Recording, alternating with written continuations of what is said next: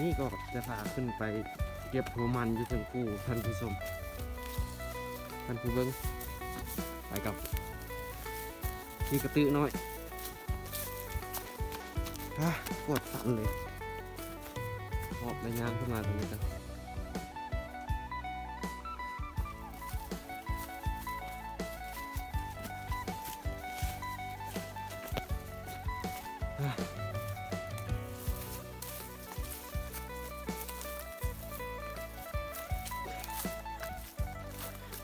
เคยขึ้นจากเชือกแล้วนี่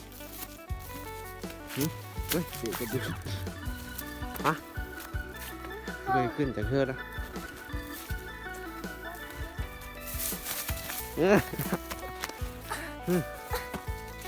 เมื่อยวะ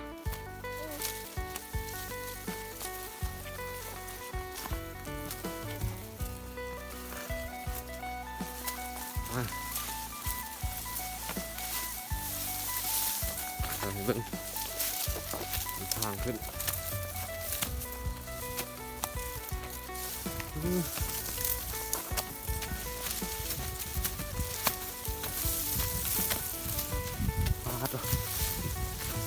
ไปบ่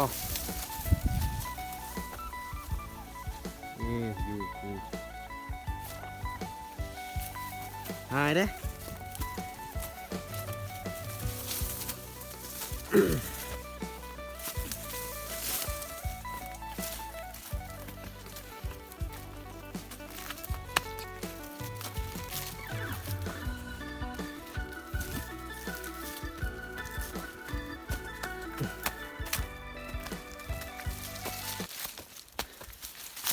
เนี่ยเกือบเพียละ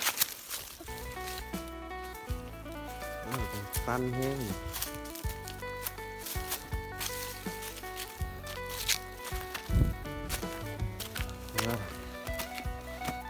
ถ้าเอาไปในจังขึ้นได้มาปวดสั่นเลย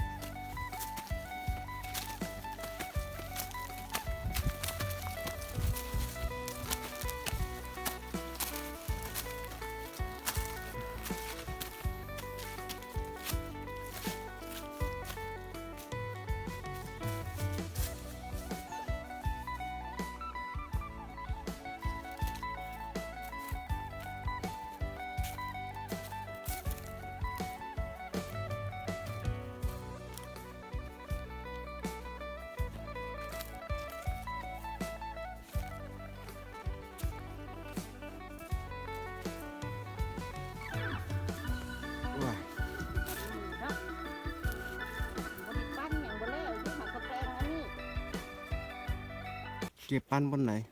โดนนี้แล้ว เก็บมากองกันนี่เก็บกระพุ้น